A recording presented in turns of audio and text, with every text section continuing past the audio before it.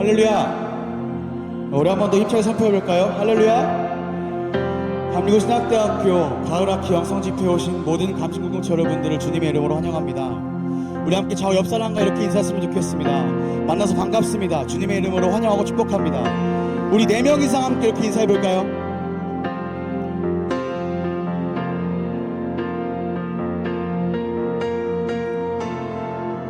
오늘 우리가 여기 모인 이유는 하나님을 높이고 예배하기 위함입니다. 믿으십니까?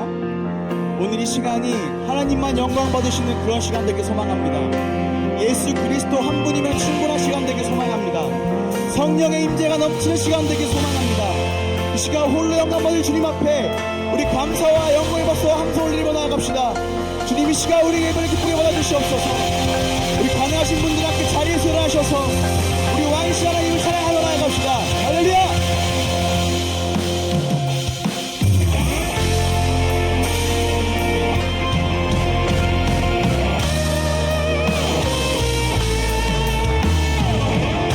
진리로 이 땅을 다스리시기 위해 만왕의 왕으로 오신 예수 그리스도, 우리 한 번 더 힘찬 박수와 함성 올리며 나아갑시다. 할렐루야.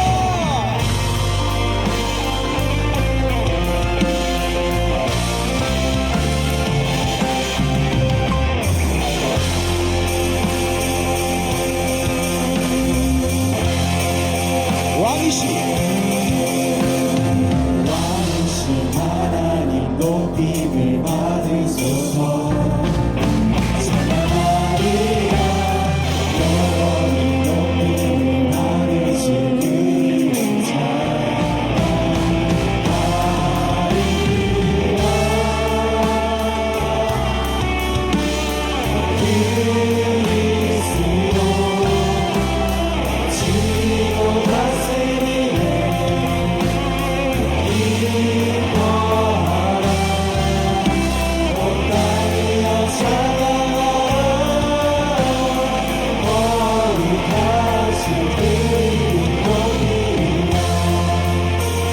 거룩하신 주님의 이름을 찬양합니다. 우리 한 번 더 왕이신 하나님 높임을 받으소서.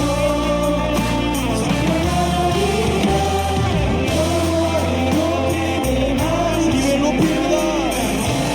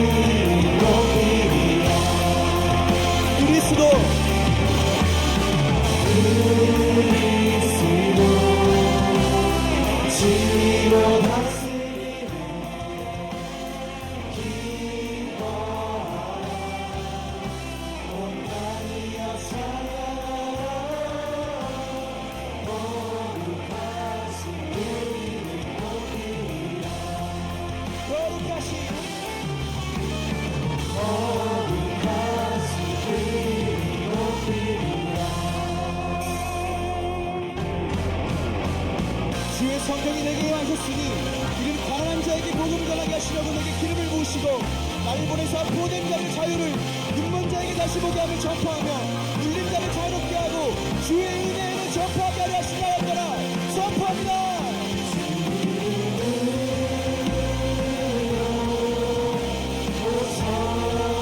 포로된 자를 자유케 하시니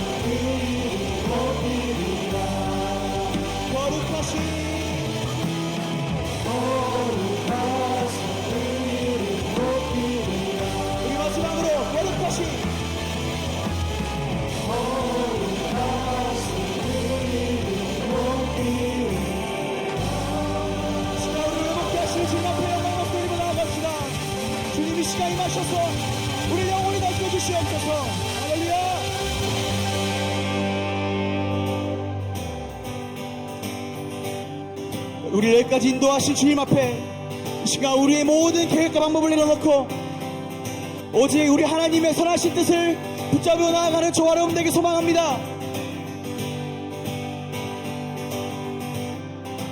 고백합니다. 모두 나와 주 경배 안에 인도하신 부르심 따라 우리의 힘과 계획을 내려놓고 주님만 바라보네. 생명이신 주를 이렇게 너무나 죄 고백함으로 주님의 얼굴 진심으로 구할 때 주님은 나타나시네. 이곳에서 주님을 예배하네.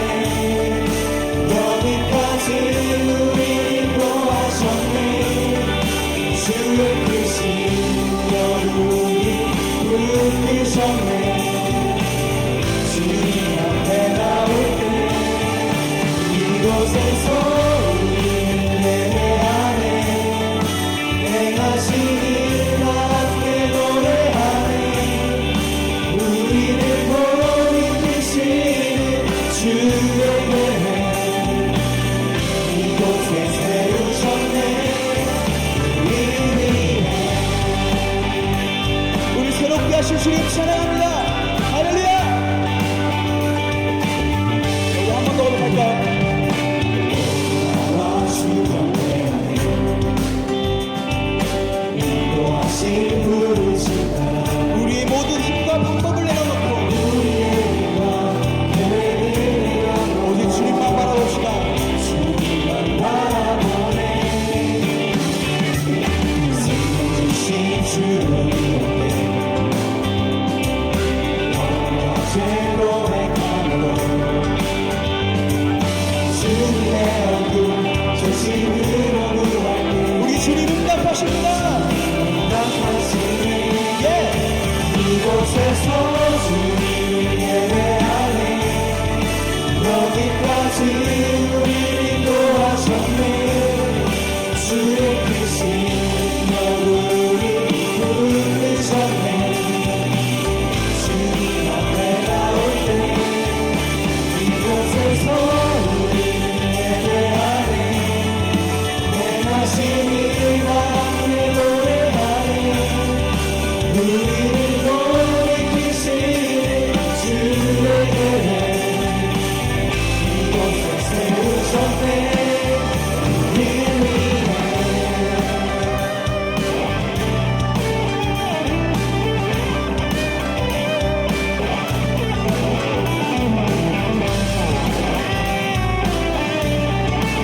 우리 인도하시는 주님 앞에 우리의 목소리로 고백하시다. 이곳에서 주님을 예배하네. 여기까지 우리 인도하셨네. 주의 크신 능력으로 붙드셨네. 주님 앞에 나올 때 이곳에서 우리는 예배하네. 행하신 일 함께 노래하네. 우리를 돌이키시는 주의 계획 이곳에 세우셨네. 이곳에서 주님을 예배하네. 여기까지 우리를 인도하셨네. 주의 크신 능력으로 붙드셨네. 주님 앞에 나올 때 이곳에서 우리는 예배하네. 행하신 일 함께 노래하네. 우리를 돌이키시는 주의 계획 이곳에 세우셨네. 우리 위해 우리 회복케 하시는 우리 완전케 하시는 그 주님을 바라보고 나아갑니다. 할렐루야.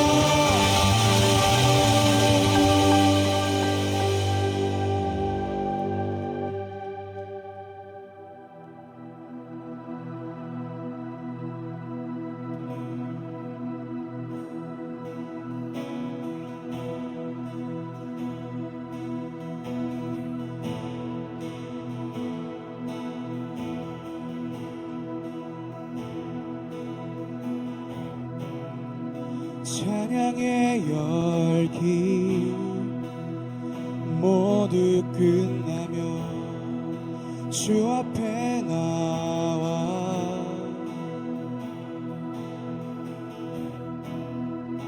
더욱 진실한 예배 드리네. 주님을 향한 노래 이상의 노래 이상의 노래 내 맘 깊은 곳 주께서 원하신 것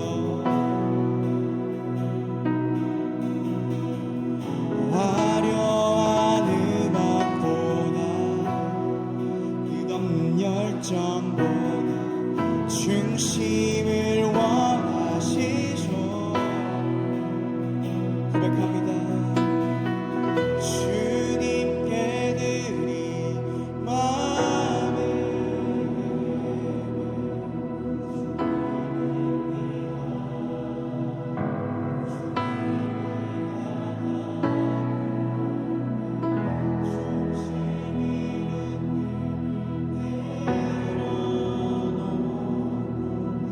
이제 나 돌아와 주님만 예배해.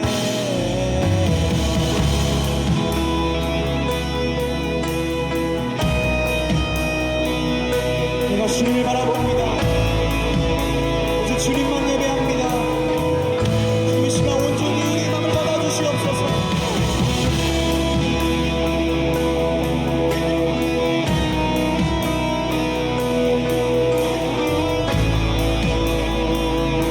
함께 고백합니다. 영원하시나 영원하시나 보였지만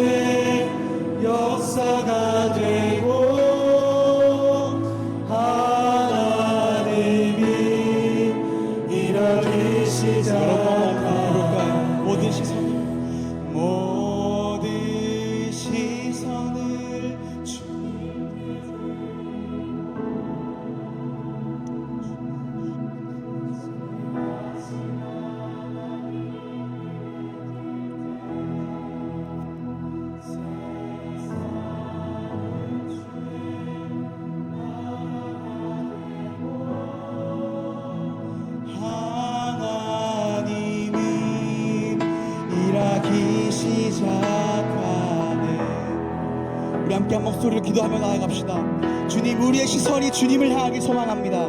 우리의 삶 가운데 역사하셔서 우리로 하여금 간증의 주인공이 되게 하여 주시옵소서. 우리의 모든 생각과 시선이 하나님을 향하도록 인도하여 주시옵소서. 주님만 바라보는 그런 복된 시간 될 수 있도록 인도하여 주시옵소서. 하나님이 원하시는 예배자가 되게 하여 주시옵소서. 우리 함께 일한 제목 가지고 말씀 주신 목사님과 1박 2일간 진행될 영성 집회를 위해 우리 주님 이름 한번 부르짖으시고 간절히 기도하며 나아갑니다. 주여, 주여,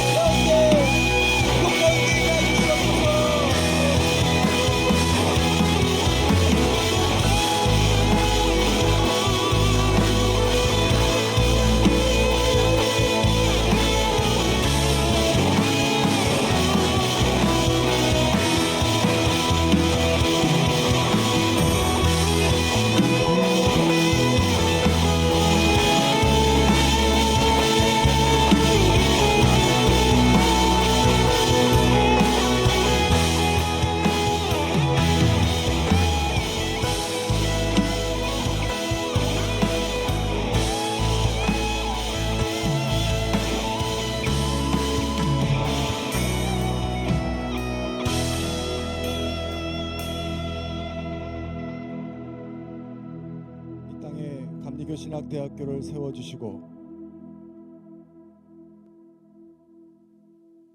하나님의 기쁨의 복음을 죽어가는 방황하는 모든 영혼들에게 전파케 하여 주시니 감사합니다. 2000년 전에 예수 그리스도를 통하여 그리고 많은 주의 사람들을 통하여 당신의 귀한 백성들을 하나님의 복음을 듣고 그들의 삶이 변화되며 이 땅에 하나님의 나라를 세우기 위하여 기름 부으시고 능력 주시고 함께 동행하여 주셨듯이 오늘 동일하게도 이 땅에 감리교신학대학교에 당신의 귀한 복음의 일꾼들을 글로벌 인재들을 보내어 주셔서 죽어가고 방황하는 영혼들에게 슬퍼하고 눈물 흘리는 영혼들에게 예수 그리스도의 소식을 전할 수 있도록 우리에게 사명을 주시니 감사합니다. 하나님, 우리가 준비하고 훈련하고 배우고 교제하며 하나님께서 원하시는 모습으로 우리가 매일매일 만들어지기를 원하오니 그것을 위하여 우리를 내어 놓으니 우리를 만들어 주시옵소서. 주의 형상으로 회복시켜 주시옵소서. 우리가 눈에 보이는 것, 만져지는 것, 입으로 먹고 마시며 육체적으로 살아가라고 우리를 부르는 세상의 교훈과 가르침에 흔들릴 때도 있지만 우리가 그러한 육체의 존재가 아니라 하나님께 주시는 영의 존재임을 우리가 다시 깨닫는 시간이 되게 하여 주시옵소서. 주님께서 부르신 그곳으로부터 멀리 떨어져 있는 나의 삶이라면 오늘 이 시간을 통하여 다시금 주님께로 가까이 가는 시간이 되게 하여 주시옵소서. 내 나치판이 방향을 잘못 가리키고 있고 내 삶의 방향이, 내 삶의 목적이 그릇된 방향으로 설정되어 있다면 오늘 그러한 나의 모습이 회복되어지게 하여 주시옵소서. 말씀을 전하시는 천영태 목사님과 우리 모두가 한 성령으로 하나가 되게 하여 주시고 주님이 기뻐하시고 즐거워하시고 우리를 축복하시는 은혜의 시간이 되게 하여 주시옵소서. 예수님의 이름으로 기도하였습니다. 우리 앉으시겠습니다. 2024학년도 2학기가 개강이 되었습니다. 여러분 모니터 좀 키워주시겠어요?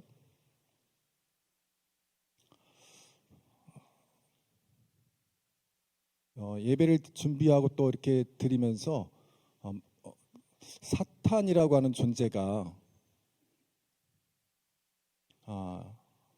있다면 또 악한 공중의 권세 잡은 자가 있다면 한국의 또 세계 복음의 크리스찬들을 섬멸하기 위해서 어디를 타겟으로 정할까 이렇게 생각해 보았습니다.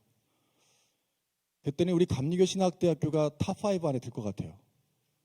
여기를 공격하면 미래의 새싹들이 다 섬멸되고 잘못되어지고 파괴되어지면 한국교회 미래도 자연스럽게 그렇게 되겠다라는 생각이 들더라고요. 여러분 정신 우리 똑바로 차려야겠죠. 우리 학교가 그들의 타겟에 있습니다. 오늘 우리가 다시금 우리의 삶을 재정비하고 우리 천영태 목사님과 둘이 함께 예배드리면서 정신 똑바로 차리고 그리고 우리 삶이 재정비되는 그런 시간 되었으면 좋겠습니다. 우리 이 시간 박찬빈 우리 총학생회 학생회장 나오셔서 기도해 주시겠습니다. 네, 함께 기도하시겠습니다. 사랑과 은혜가 충만하신 하나님 아버지 감사합니다. 우리에게 이렇게도 좋은 아름다운 오늘을 허락하셔서 우리가 오늘 감리교 신학대학 공동체가 한데 모여 주님을 예배할 수 있게 하시며 감사드립니다. 사랑하는 주님, 오늘 이 영성 집회를 통해서 우리가 주님의 임재를 깊이 경험케 하시고 우리를 성령 충만하게 하시어 새롭게 하여 주시옵소서. 이 자리에 나온 예배를 사모하는 모든 이들을 주님께서 붙들어 주시고 우리의 마음과 시선이 주님이 아닌 다른 곳을 바라고 있다면 이 시간을 통해 우리의 마음이 또 우리의 시선이 오직 주님께만 향하게 하여 주시옵소서. 특별히 우리 감리교 신학대학 공동체를 위하여 기도합니다. 여러 여름 사역들을 마무리하고 시작하는 가을 학기 가운데 주님께서 함께 하셔서 모든 학생들의 학업과 사역 가운데 지치지 않게 하시옵소서. 서로를 사랑하고 서로를 이해하고 존중하는 공동체가 되게 하셔서 감리교 신학대학이 학생들로 하여금 의지할 수 있는, 서로를 의지할 수 있는 안전한 공동체로 한 단계 더 나아가는 가을 학기가 되게 하여 주시옵소서. 또 감리교 신학대학을 위해 헌신하고 섬기는 이들이 있습니다. 열정으로 수업하시는 교수님들, 학교와 학생들을 위해서 일하시는 교직원분들, 그 외에도 보이지 않는 곳에서 묵묵히 자신의 일들을 감당해내고 계신 분들의 섬김과 헌신을 주님 기억하여 주시옵소서. 이들의 섬김이 세상의 기준이 아니라 하나님 당신 안에서 은혜가 될 수 있도록 주님 함께하여 주시옵소서. 이 시간 말씀 전해주시는 천영태 목사님을 위해서 기도합니다. 말씀 전하시는 목사님께 주님의 지혜를 허락하셔서 진리의 말씀을 전달하는 사역을 기쁨으로 감당케 하시고 목사님을 통해 우리에게 주실 하나님의 말씀을 또 그 안의 뜻을 우리로 하여금 마음에 새기고 그 뜻으로 하루하루를 살아내게 하여 주시옵소서. 주님께서 사랑하시는 감리교 신학대학교가 주님 안에서 더욱 아름답고 안전한 공동체가 되길 소망합니다. 주님 함께하여 주시옵소서. 오늘 이 예배의 모든 순서 주님께 맡겨드립니다. 감사합니다. 사랑합니다. 지금도 우리와 함께 하시는 우리 주 예수 그리스도의 이름으로 간절히 기도드립니다. 함께 나눌 하나님의 말씀은 시편 16편 1절부터 11절에 있는 말씀입니다. 제가 봉독하겠습니다. 하나님이여 나를 지켜주소서. 내가 주께 피하나이다. 내가 여호와께 아뢰되 주는 나의 주님이시오니 주밖에는 나의 복이 없다 하였나이다. 땅에 있는 성도들은 존귀한 자들이니 나의 모든 즐거움이 그들에게 있도다. 다른 신에게 예물을 드리는 자는 괴로움이 더할 것이라. 나는 그들이 드리는 피의 전제를 드리지 아니하며 내 입술로 그 이름도 부르지 아니하리로다. 여호와는 나의 산업과 나의 잔의 소득이시니 나의 분깃을 지키시나이다. 내게 줄로 재어준 구역은 아름다운 곳에 있으며 나의 기업이 실로 아름답도다. 나를 훈계하신 여호와를 송축할지라. 밤마다 내 양심이 나를 교훈하도다. 내가 여호와를 항상 내 앞에 모심이요 그가 나의 오른쪽에 계심으로 내가 흔들리지 아니하리로다. 이러므로 나의 마음이 기쁘고 나의 영도 즐거워하며 내 육체도 안전히 살리니 이는 주께서 내 영혼을 수월에 버리지 아니하시며 주의 거룩한 자를 멸망시키지 않으실 것임이니이다. 주께서 생명의 길을 내게 보이시리니 주의 앞에는 충만한 기쁨이 있고 주의 오른쪽에는 영원한 즐거움이 있나이다. 아멘. 말씀 듣기 전에 안내 말씀 몇 가지를 드리고 말씀을 듣고자 합니다. 2024학년도 이제 가을 학기를 시작하신 하나님께 감사드립니다. 보이지 않지만 분명히 존재하는 것, 그것은 바로 하나님의 은혜이지요. 또 오늘 그런 후배들을 위해서 말씀을 전해주실 우리 천영태 목사님께 미리 감사를 드립니다. 영성 집회 마찬가지로 다른 채플과 마찬가지로 여러분 반드시 하루 매 순서마다 출석 체크를 해야 합니다. 영성 집회 2번의 출결도 총 채플에 포함되니 여러분 이 점 유념하시기 바랍니다. 영성 집회 기간에도 여전히 수업은 개설되고 있습니다. 진행됩니다. 오늘 이 시간에 우리 천영태 목사님 나오셔서 신앙 고백이라는 주제로 말씀 전해주실 때 여러분 큰 은혜 받으시기 바랍니다. 우리 목사님 나오실 때 박수로 환영하겠습니다.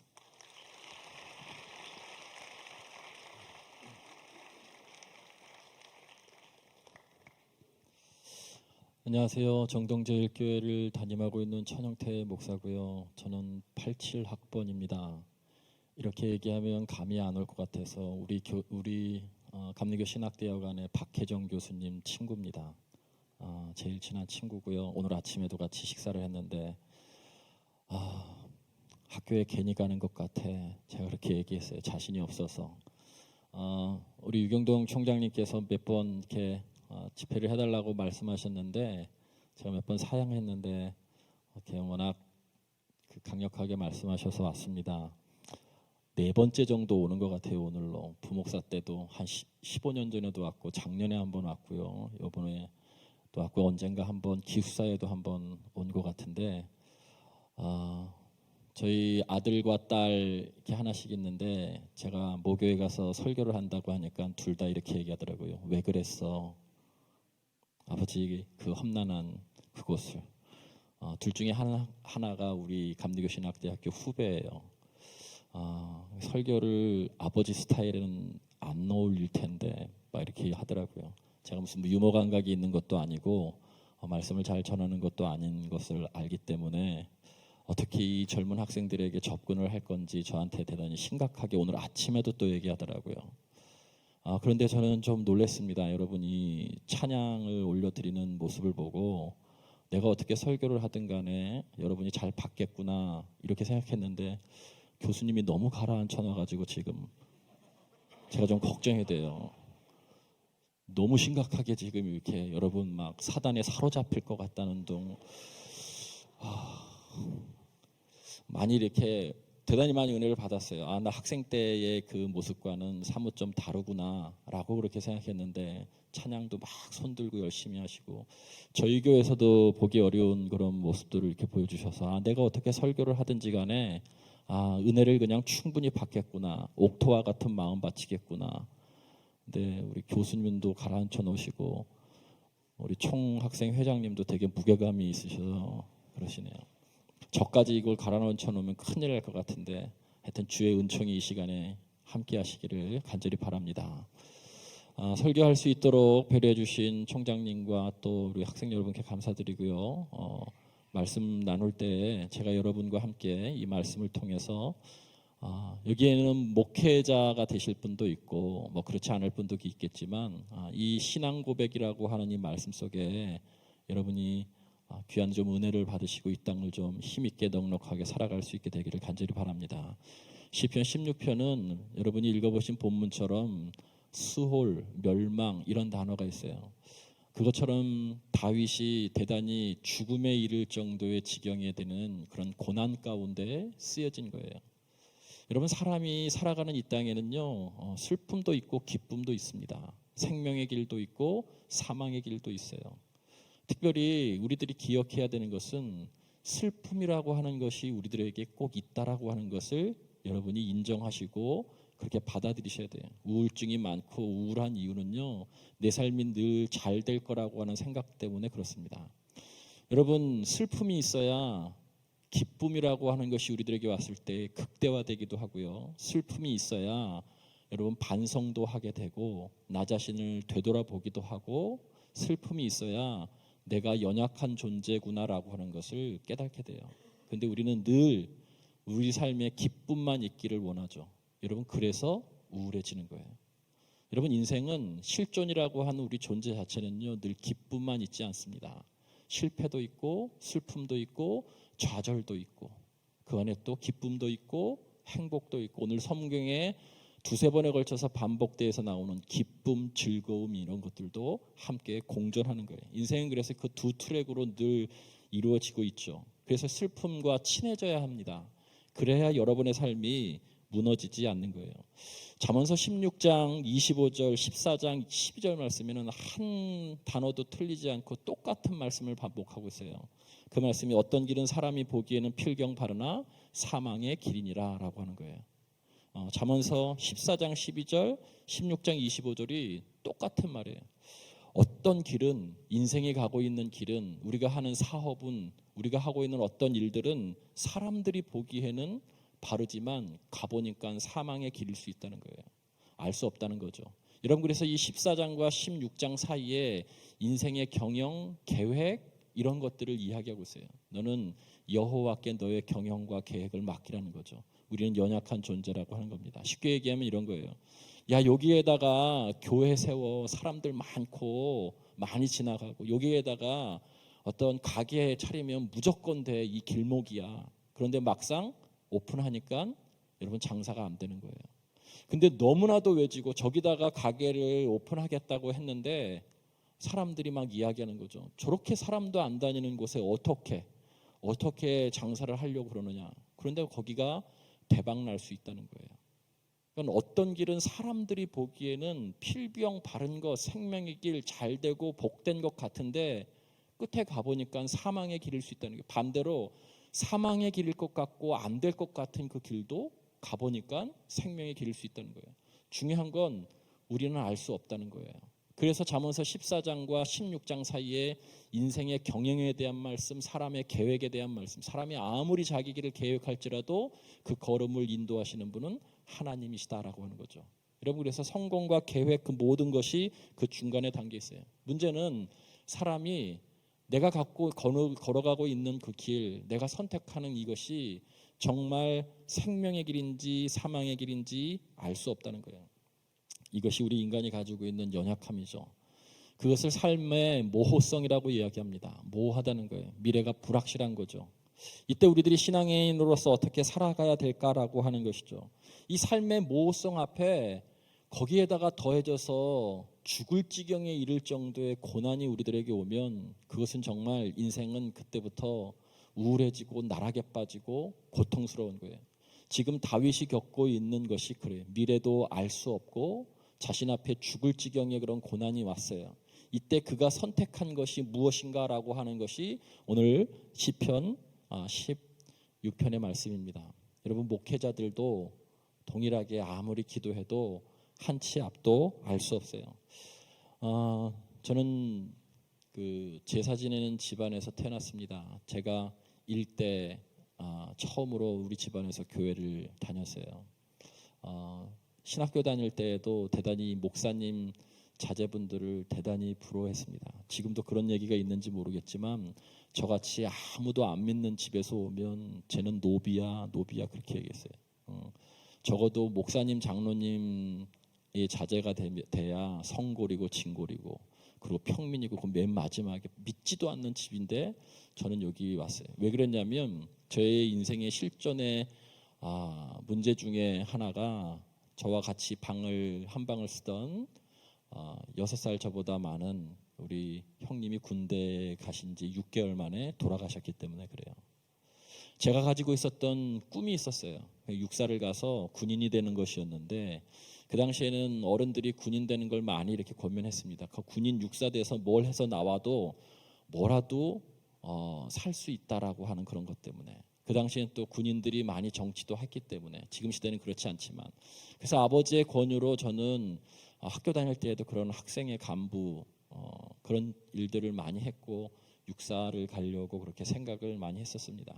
근데 형이 군대에서 죽으니까 일단 우리 어머님이 반대를 하시더라고요. 어머님이 군대를 또 보낼 수 없다. 그 더더군다나 직업군인을 할 수 없다. 그래서 그때부터 제가 어떻게 이 인생을 살아가야 될까라고 막 고민을 하고 있는 고등학교 2학년 때 지금과 같은 중간고사가 끝나고 부흥회에 저 2층에 이제 앉아서 저녁에 예배를 드렸어요. 부흥 집회가 저희 교회에 있었었는데 시험 다 끝나는 날 그래서 뒤에 앉아서 이렇게 말씀을 듣고 있는데 그 당시 공군사관학교 공군 군목이셨던 장영출 목사님께서 이렇게 설교를 하시더라고요. 이 허무한 인생 가운데서 목회하는 목회자도 참 보람 있는 일 중에 하나입니다. 그 말이 저를 여기에 서게 한 것 같아요. 여러분 조심하세요. 특히 2층에 계신 분들. 지금 이 순간이 여러분에게 어떻게 될지 몰라요. 그 한 사람을 위해서 제가 설교를 하는 건데 저 2층에 아무 생각 없이 앉아 있었어요. 그리고 나도 언젠가 우리 형처럼 죽을 수 있겠구나. 그러면 권력, 명예, 물질 이런 것들보다 인생을 도대체 무엇을 추구하고 살까라고 고민하다가 너무 이른 나이에 그런 고민을 한 것 같아요. 중학교 2학년 때 저희 형님이 돌아가셨는데 그때 그래서 보람이라고 하는 그 목사님의 말 그 한마디에, 보람 있는 일, 목회가 그런 것이다 그 한마디에 제가 사관학교 가는 것을 포기하고 감리교 신학대학에 들어왔어요. 저희 집은 10번 정도 제사를 드리는 집이에요. 10번 정도. 망한 집, 친척 집 것까지 장남 가족이어서, 그러니까 저희 아버님도 장자였고 장자였던 저희 형이 제사를 모셔야 되는데 돌아가셨기 때문에 제가 모셔야 돼요. 그런데 제가 감리교 신학대학교를 우겨서 마지막 날 원서를 써가지고 왔어요. 지금 학교가 많이 좋아졌죠. 지금 이 100주년 이 기념관 빨간 벽돌에 2, 3층 되는 아주 자그마한 거였어요. 선생님이 마지막까지 저에게 원서를 안 써주셨어요. 왜 그러냐면 저희 학교가 이렇게 신설 고등학교였는데 연대, 고대, 서울대를 반에서 한 명 보내면 선생님께 수당이 50만 원 정도 나갔거든요. 그러니까 저보고 계속 연세대학교 신학과를 가라고 그렇게 얘기를 하시더라고요. 연세대학교 신학과를. 마지막 날까지 저를, 그래야 또 그 학교도 몇 명의 스카이를 보내야 그 학교에도 좋아지기 때문에, 그러다가 담임 목사님이 안 된다고 목회를 할 것 같으면 감리교 신학대학교를 가야 된다고 그래서 선생님이 결국 포기하시고 마지막에 써주셔서 제가 여기를 한 번도 안 와봤거든요. 그런데 원서 마지막 시간이 오늘 5시까지인데 3시 정도에 도착했어요. 그때 그 사랑이 꽃피는 나무라고 여러분은 잘 알지 못하는데 대학 캠퍼스의 교정에 대한 드라마를 했는데 최수정 씨라고 하는 분이, 근데 엄청 거기에 보면 넓은 잔디밭에 그 대학생들이 동그랗게 둘러앉아서 기타 치고 웃고 하는 것이 TV에 이렇게 보여지는 건데 저도 대학을 가면 저렇겠구나라고 생각했어요. 근데 원서를 막상 들고서 103번 버스를 타고, 지금 그 버스가 없어졌는데 건너편 감리교 신학대학교 6교 건너편에서 내렸는데 학교가 안 보이는 거예요. 분명히 여기라고 해서 내렸는데 감리교 신학대학이 안 보이는 거예요. 그래서 막 찾다가 결국 다시 그 버스를 타고서 사직동을 돌아갔고 서울역에 다시 내려서 서울역에서 다시 시작해가지고 여기를 도착했어요. 근데 마침 여기 있었던 아이들이 나오길래 감리교 신학대학이 어디 있냐고 그랬더니 저기 십자가 보이잖아요. 그러는 게 지금은 이제 예배당이 바뀌었는데 웰치 예배당이라고 아주 그냥 고즈넉한 예배당. 근데 이렇게 들어서는데 교문도 되게 작더라고요. 처음 와보는데 언덕을 올라가는데 예배당이 있고 그 위에 계단이 있는데 계단 너머에 아주 넓은 캠퍼스가 있을 것이라고 그런 마음을 품고 왔어요. 근데 올라가서 봤는데 진짜 넓더라고요.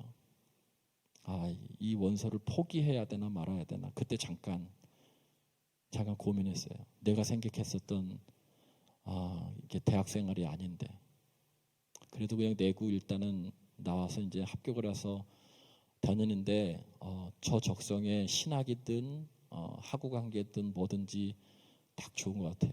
그래서 너무 행복한 대학교 생활, 대학원 생활을 마쳤죠. 입학식 하는데 저희 부모님이 오셨는데 저희 아버님이 엄청 못마땅해 하시더라고요. 일단 교문을 들어서면서부터 이게 4년제 대학이 맞느냐라고 저한테 물으시더라고요. 무슨 이렇게 4년제 대학교 교문이 이렇게 작냐고. 근데 저희 어머님이 예수를 안 믿으셨는데 어디서 들으셨는지 제 편을 드시면서 이렇게 얘기하시더라고요. 예수님도 좁은 문으로 가라고 하셨어요. 우리 어머니 예수 안 믿으셨을 때 제가 목사 되고 난 다음 정도부터 이제 열심히 두 분이 다 이렇게 믿기 시작했는데 저희 어머니가 그렇게 얘기하시더라고요. 어머니도 보니까 실망을 많이 하셨던 것 같아요. 저도 감리교 신학대학이 잘 모르고 반대해서 왔기 때문에 저는 되돌아갈 곳이 없어요. 한 번도 목회를 하거나 뭘 할 때 힘들다고 얘기하거나 다시 다른 걸 해보겠다고 생각하거나 다시 되돌아간다는 생각은 지금도 그렇고 단 한 번도 해본 적이 없습니다. 제가 선택한 것이고 그리고 너무나도 저에게는 그 목사님 장영출 목사님이라고 하는 분이 말씀하셨던 것처럼 뭐 신학적인 표현 어떤 걸 다 하고 인생에 있어서 보람 있는 일 이라고 이야기하셔서 그 보람이라고 하는, 어차피 나도 죽을 텐데 언제 죽을지 모르는데 보람 있는 인생을 살고 싶다라고 하는 그 마음 때문에 신학교를 왔고, 그리고 여기에서 지금 설교를 하고 있어요. 그럼에도 불구하고 목회는 쉽지는 않더라고요.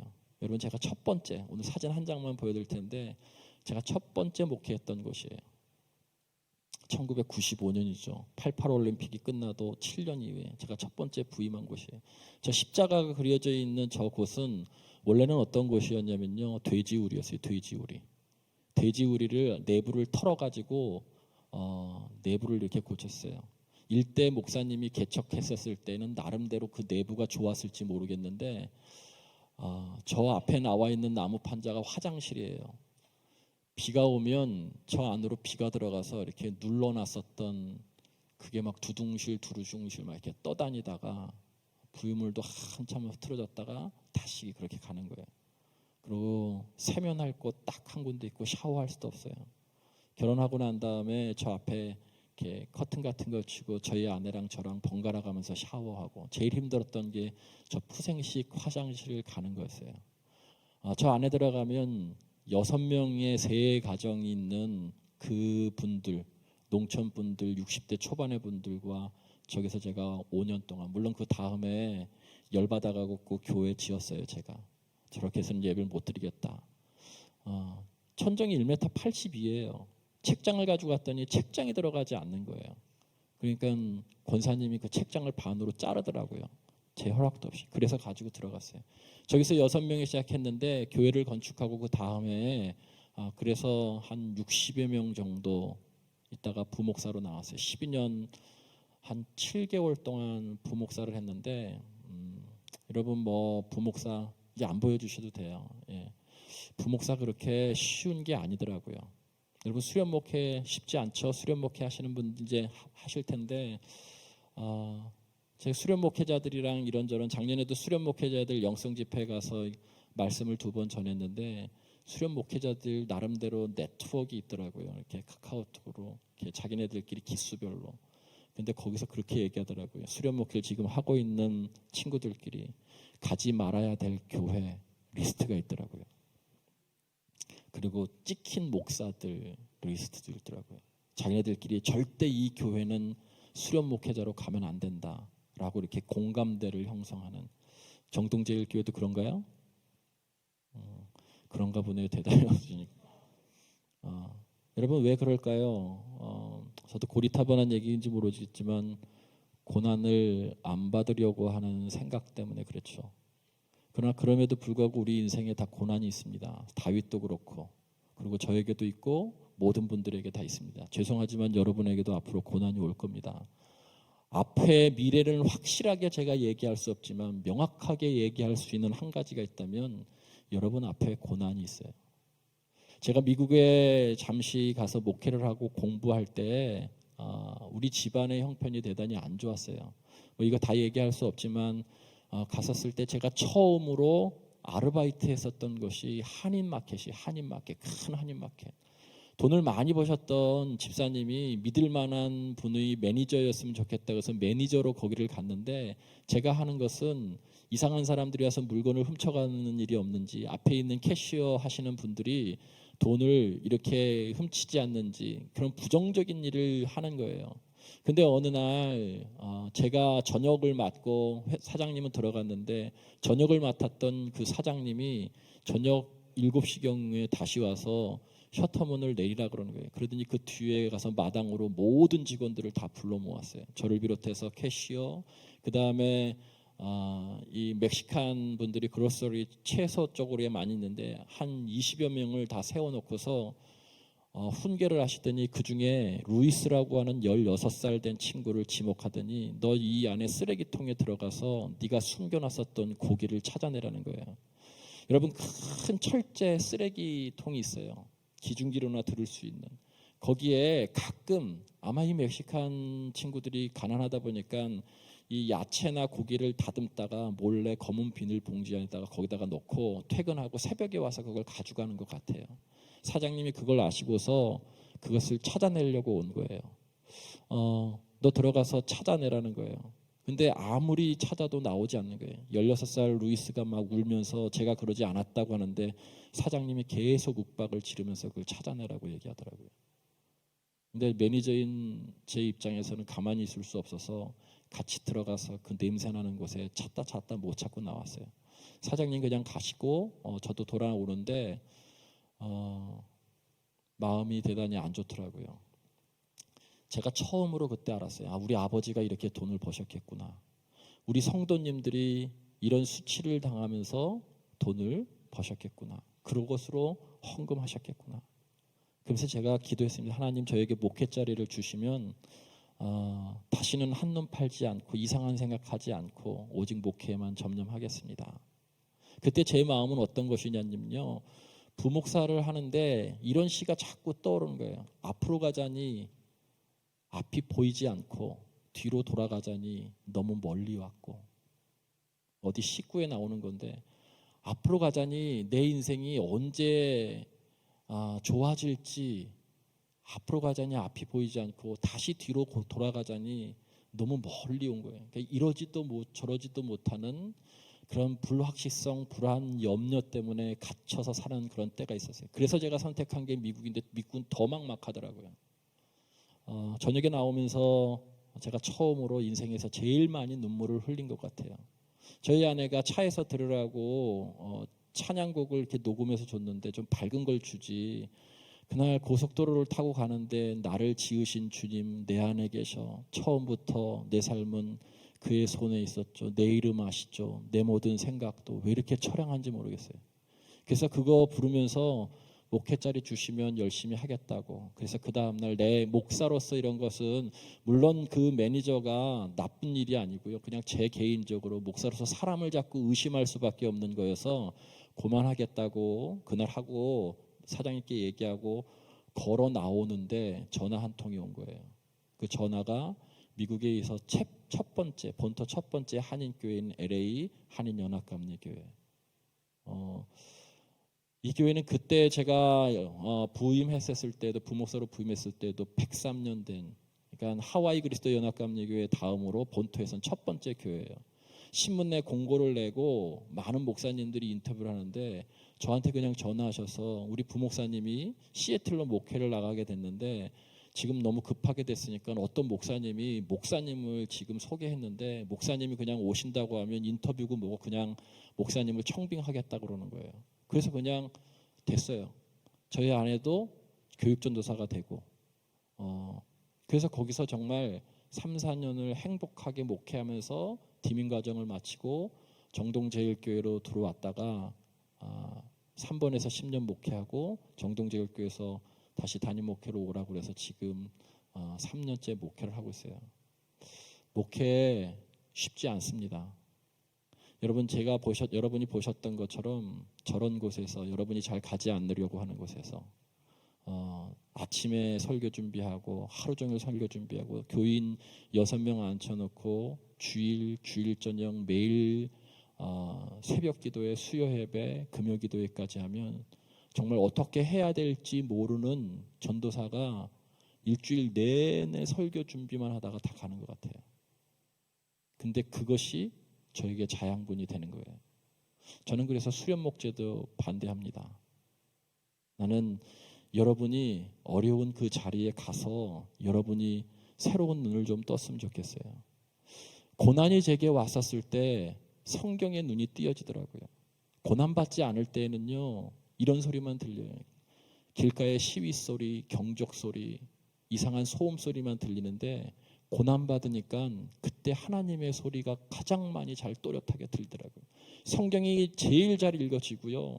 성경이 정말 나의 말씀이라고 여겨지는 때가 어떠냐면 고난받는 거예요. 고난받는 것이 내게 유익이라고 하는 이 말씀은요. 그때부터 하나님의 말씀이 명확하게 들리기 시작했다는 거예요. 다윗도 고난받을 때 어떻게 해야 될지 알 수 없었는데 성경을 잘 읽어보면 다윗이 대한 태도는 다른 길이 아니라 하나님께 집중했다는 거예요. 여러분, 요즘 여러분도 앞에 미래가 어떻게 될지 몰라서 타로점 젊은 사람들 많이 보죠. MBTI 나를 알기 위해서. 저 MBTI 별로 이렇게 신뢰하지 않습니다. 학문적으로 아직 입증된 것도 아니고 미국 사회에서. 그리고 이 MBTI 때문에 힘들어요. 저희 딸이 아침 이렇게 주일날 저녁이 되면 또 출근하기 싫어서 내일 또 정말 다시 월요일 되면 또 출근해야 돼. 하루가 힘들어. 이렇게 F로 얘기하면 F로 대답을 해줘야 되는데 T로 대답을 하죠. 야, 모든 사람이 다 그렇게 살아왔어. 이렇게 얘기하면 F로 얘기하는데 T로 얘기한다고 막 또 뭐라 그러는 거예요. 사람을 그 몇 틀 안에다가 갇혀놓고 이 복잡다단한 우리 인간을 그렇게 생각하는 것. 여러분 뭐 참조는 할 수 있는데 저는 그렇게 신뢰하지 않습니다. 저는 그 얘기 들을 때마다 이런 마음 들어요. 우리 집안은 다 그냥 T였으면 좋겠어. 깔끔하게 그냥 뭐 설명하면 그냥 딱 떨어질 텐데 왜 그렇게 얘기하냐고 그러고 모르는데 뭐 복잡한 그런 것들이 있어요. 여러분 사람이 미래에 대한 불안감이 있기 때문에 특히 고난당할 때 모호성과 더불어서 고난이 올 때 미래에 대한 불안이 대단히 많이 생기죠. 여러분 그때 그래서 점을 많이 쳐요. 저희 어머니도 저에 대한 점을 많이 치셨던 것 같아요. 사형제였는데 저희 점을 치고 오시고는 꼭 저한테 이렇게 얘기했어요. 영태야, 내가 점을 보고 왔는데 사형제 중에 네가 제일 좋아. 물론 우리 어머님은 다른 형제한테도 똑같이 얘기했을 것 같아요. 그런데 이렇게 얘기하셨어요. 너 77살까지 산대. 그리고 예쁜 아내와 아들 하나, 딸 하나 이렇게 둔다는 거예요. 근데 저희 아내 예쁩니다. 아들이 있고 딸이 있어요. 하나만 맞으면 돼요.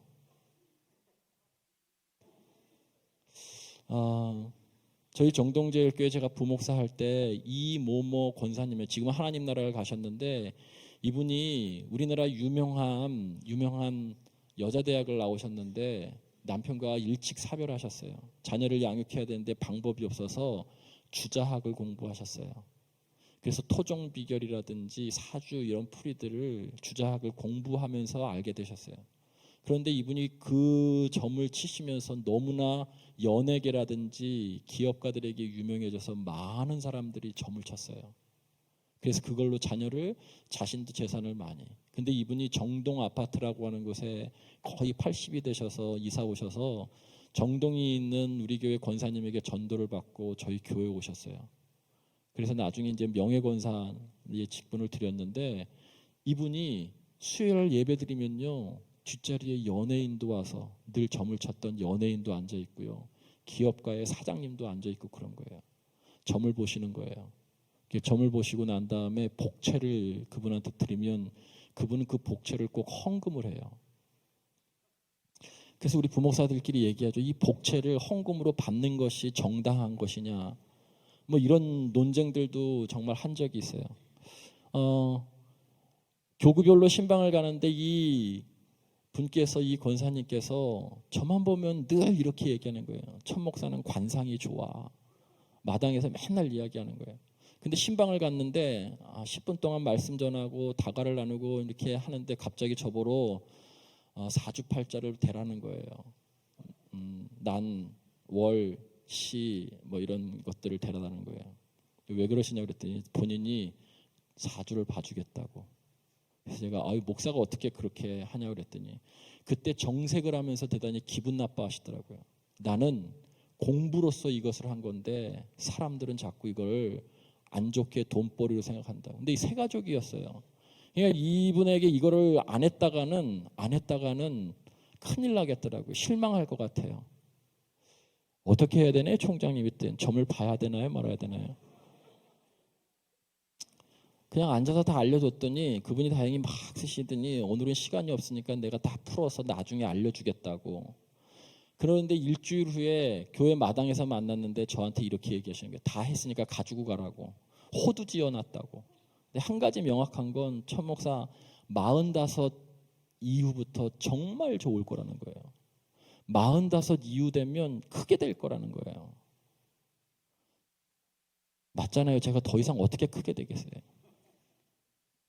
여러분 그런데 그거를 보지는 않았어요. 그걸 뭐 차마 거기 가서 그걸 달라고 그럴 수도 없고 그래서 그러다가 3번으로 제가 담임 목회를 나갔는데 여러분 우리 인생이 미래에 대한 불안과 염려들이 대단히 많이 있죠.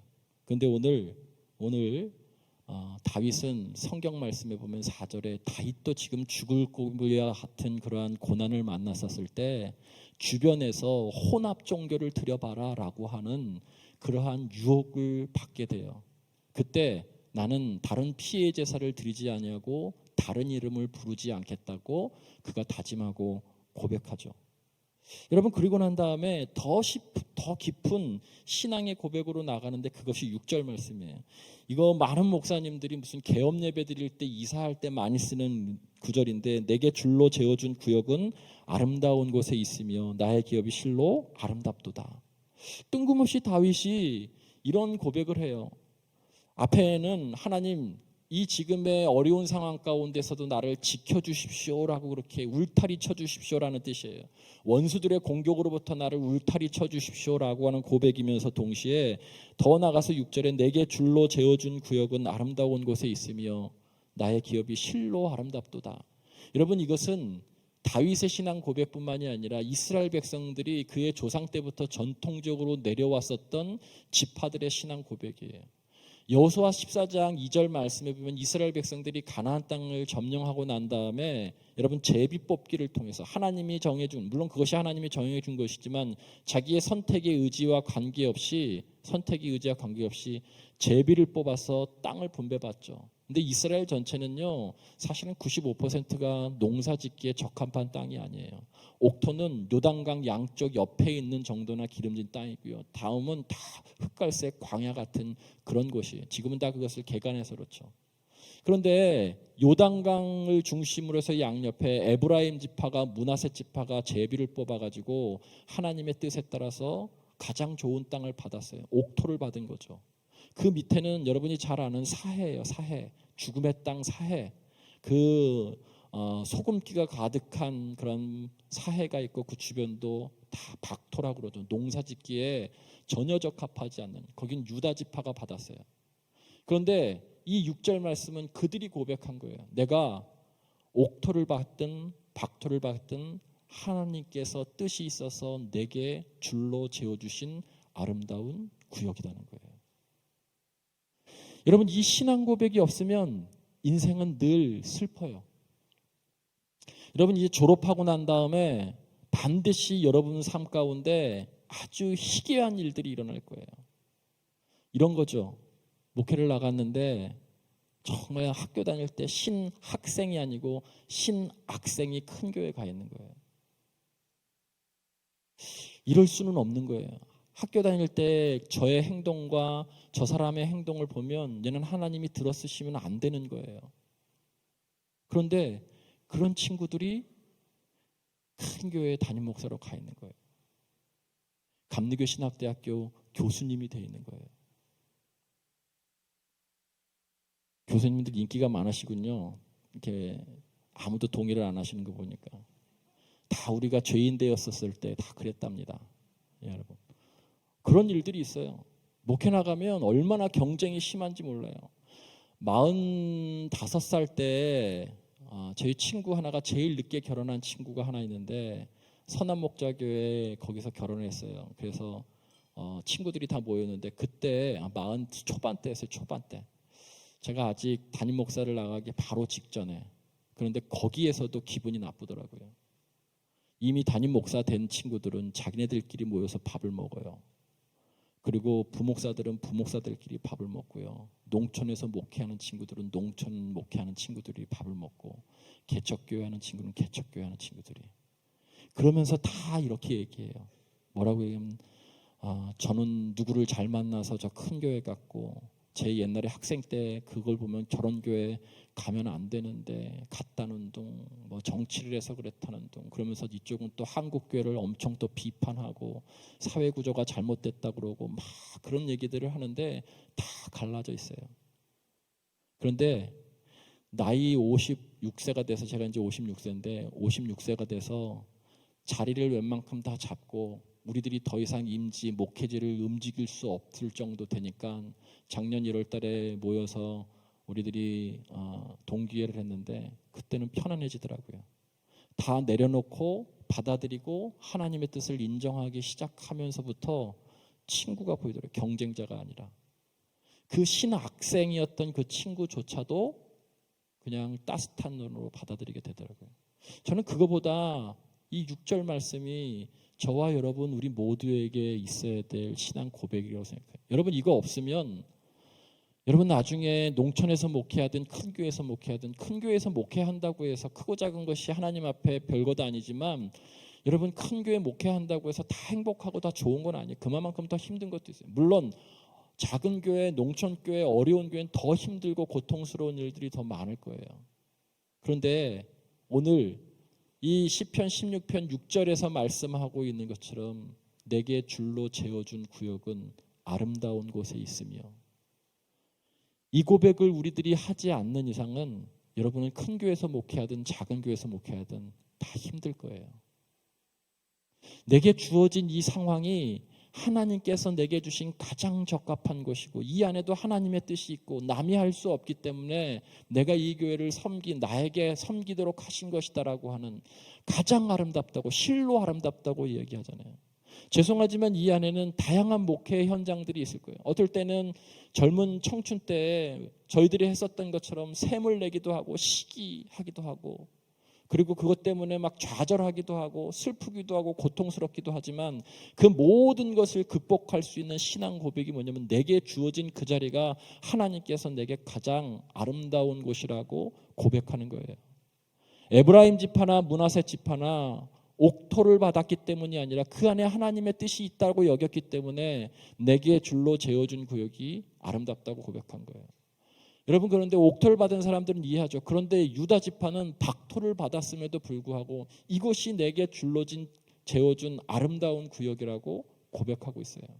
오늘 성경에 보면 기쁨, 즐거움이라고 하는 단어가 반복돼서 나오는데 그 신앙 고백이 있을 때 우리의 목회 현장이든 삶의 현장에서 여러분 기쁨이 있어요. 그렇지 않으면 늘 시기하고 늘 불만스럽고 늘 어려워요.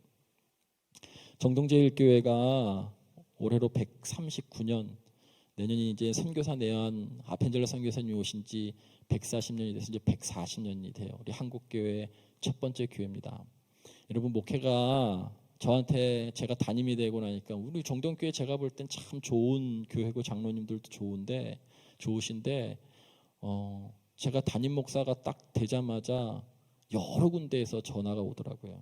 여러 군데에서 또 만나면 또 인사도 이렇게 하는데 이렇게 인사를 하는 거예요. 이렇게 축하를 해야 될지 말아야 될지 이렇게 인사합니다. 그러니까 그 교회가 어렵다는 그런 전제 속에서 이걸 축하를 해야 될지 말아야 될지. 근데 그 말 뜻에는 정말 저를 위해서 하는 분이 있고 시기해서 하는 분이 있어요. 다 대화해 보면 다 나타나잖아요.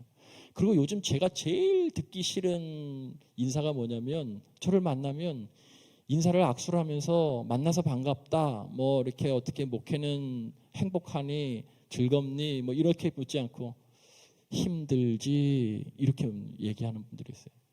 다 보면 다 열등감과 시기심과 이런 것들이 있는 거예요. 진짜 힘들지라고 하는 분들은 그렇게 위로하지 않거든요. 근데 여러분, 목회 힘들어요. 근데 여러분, 미안하지만 목회뿐만이 아니라 세상에 힘들지 않는 일은 아무것도 없어요. 여러분 아버지, 어머님이 직장생활, 목회보다 더 힘들어요. 우리가 살고 있는 모든 삶이 사실은 다 힘들고 미래에 대한 모호성에 살고 있어요. 우리는 이 땅에 살아갈 때요, 명확성과 모호성 사이에서 사는 거예요. 우리는 언젠가 죽죠. 명확해요. 명확해. 우리는 언젠가 죽습니다. 명확해요. 그런데 미래를 알 수 없어요. 언제 죽을지를 알 수 없어요. 내일일 수도 있고 오늘일 수도 있고 모호하죠. 여러분, 그 명확성과 모호성 사이에서 우리가 어떻게 살아가야지 정말 신앙인답게 살아가는 것인가 라고 하는, 정말 어떻게 해야 아름다운 것인가 라고 하는 것은요, 여러분 안에서 체험적인 신앙 고백이 있을 때예요. 우리가 왜 약해졌냐면 우리 이 감리교회가, 우리 교회들이 물론 강한 교회들, 신앙생활 열심히 하고 교회도 부흥하고 영적으로 성장하는 교회들도 많이 있지만 많은 데이터와 지표 속에서 계속해서 부정적인 이야기들이 나오는 이유는, 여러분 저는 그 데이터는 그냥 참고만 하시지 그 데이터에 매몰돼서 목회하거나 공부하면 안 된다고 봐요. 여러분, 정말 중요한 것은 그 데이터는 그냥 참고하는 거예요. 자꾸 부정적으로 한국교회만 이렇게 바라보는 것이 아니라 그 안에서 긍정적인 것을 찾아내야 되는데, 여러분, 그 중에 가장 중요한 것이 무엇이냐면 내가 있는 곳, 나를 보내신 그분의 뜻을 있는 자리에서 찾는 신앙 고백이에요. 근데 이 신앙 고백이 대단히 약해져요. 신앙 고백이라고 하는 것은요, 한마디로 이야기하면 체험이에요. 체험. 내가 하나님을 사랑하는 그 체험.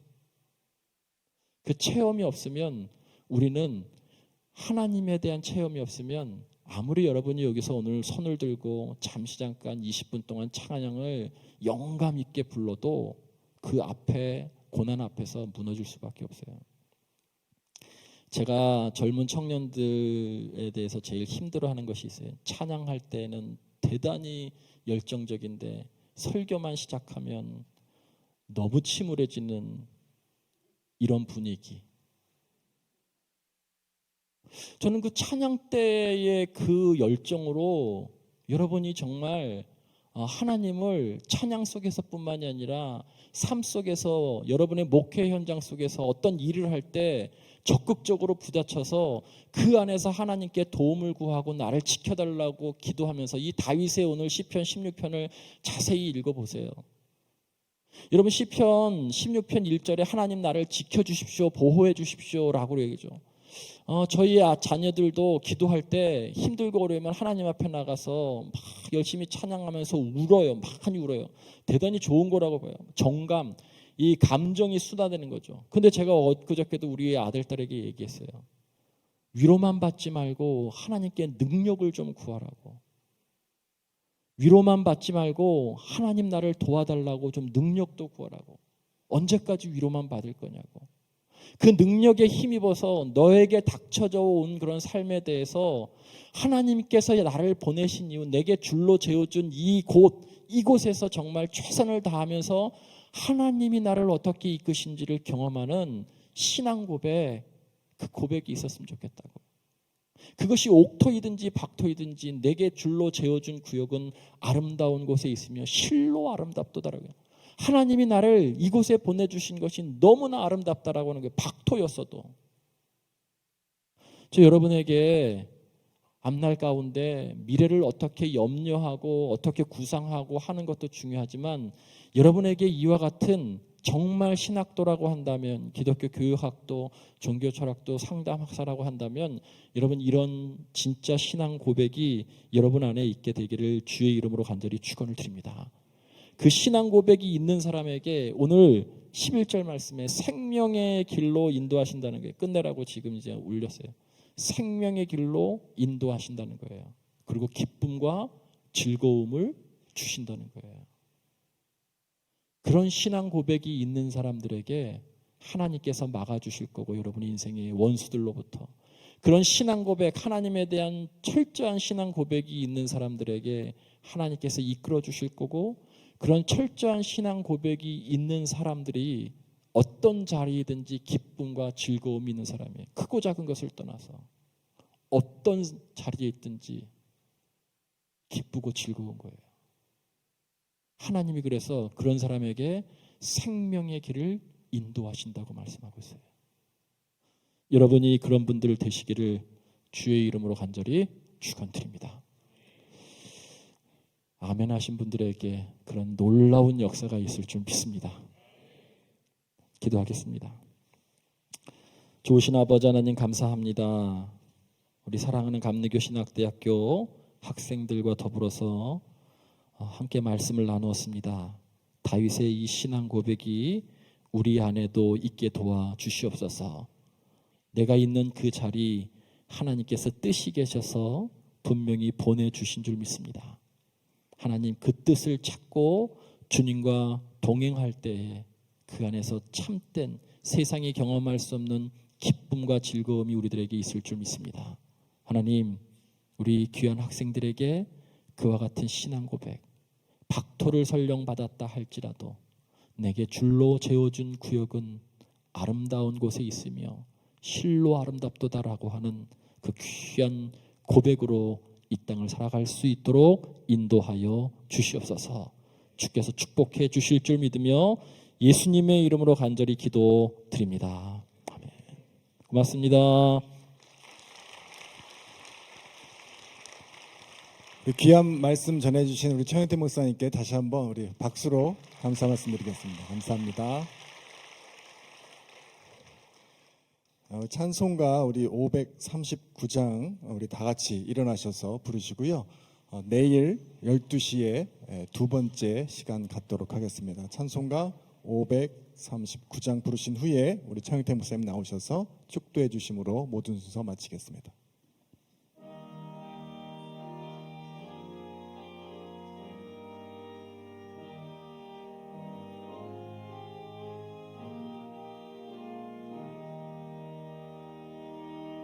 너 예수께 조용히 나가 내 모든 짐 내려놓고 주 십자가 사랑을 믿어 죄사함을 너 받으라. 주 예수께 조용히 나가 내 마음을 쏟아놓으라. 늘은 미리 보시는 주님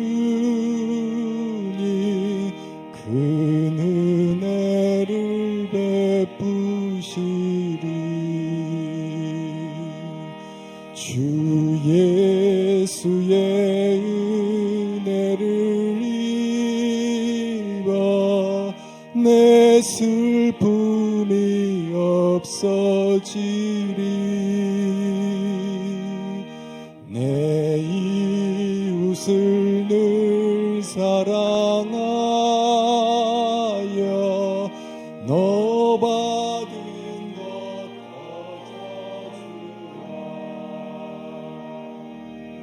주 예수께 조용히 나가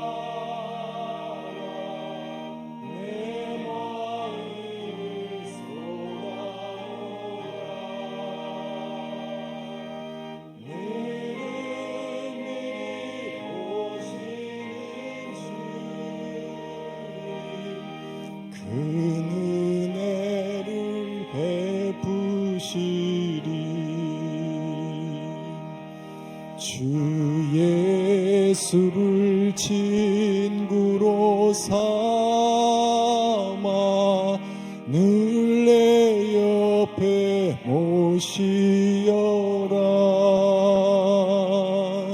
그 영원한 생명샘물에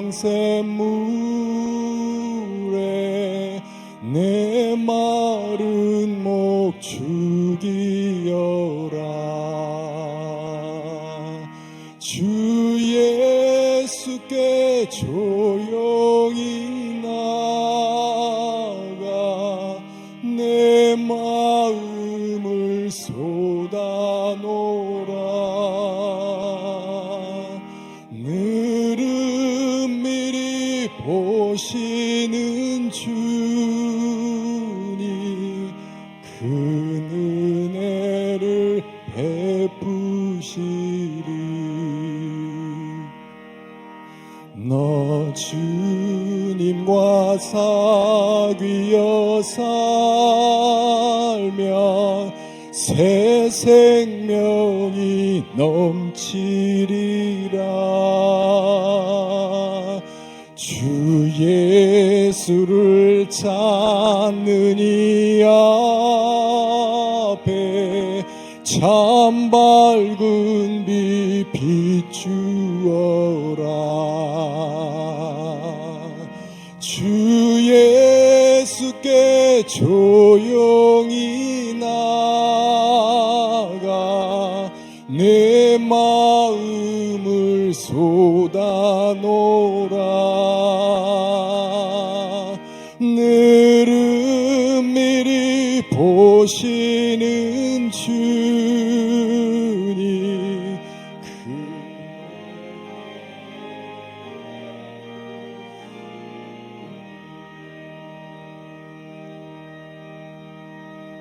이곳에 예배 드리고 있는 사랑하는 우리 모든 학생들, 하나님 이 자리가 현재 주께서 뜻이 계셔서 보내신 내게 줄로 재어준 아름다운 곳이라고 하는 것을 고백하게 도와주십시오.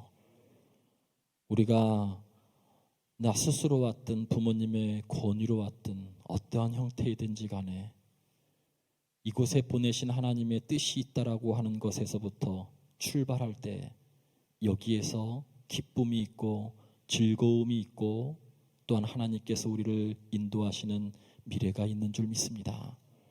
하나님을 이곳에서 철저하게 먼저 경험하는 그런 귀한 우리 학생들 될 수 있도록 하셔서 그 확고한 신앙 고백으로 한평생 하나님 우리의 삶의 절에서 최선을 다하며 살아가는 믿음의 사람들 될 수 있도록 축복하여 주시옵소서. 성부, 성자, 성령 삼위일체 하나님의 은혜와 사랑과 축복하심이 이 자리에 함께한 모든 분들 위해 영원히 함께 하시기를 간절히 축원하옵나이다.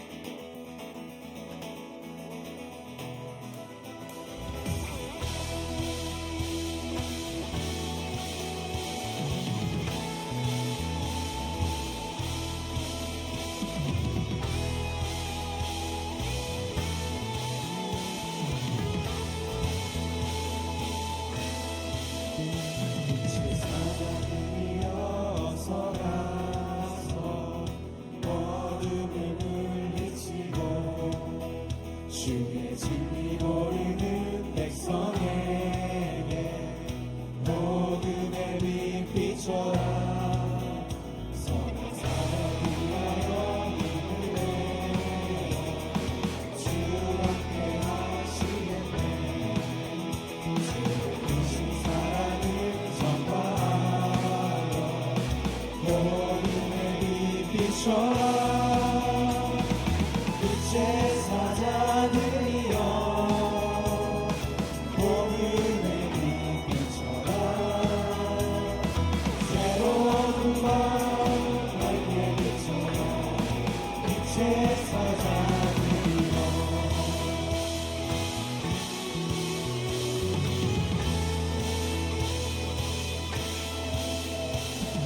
뜻답하신 말씀 전하여 이 진리 전파라. 산들고 붉은 너희를 더해 복음의 빛 비춰라. 공성한 너희가 하늘까지 주님을 의지하고 들어오는 복음 백성에게 복음의 빛 비춰라. 빛의 사자들이여 복음의 빛 비춰라. 새로운 빛과 밝게 비춰라. 빛의 사자들이여 빛의 사자들이여 복음의 빛 비춰라. 새로운 빛과 밝게 비춰라. 빛의 사자들이여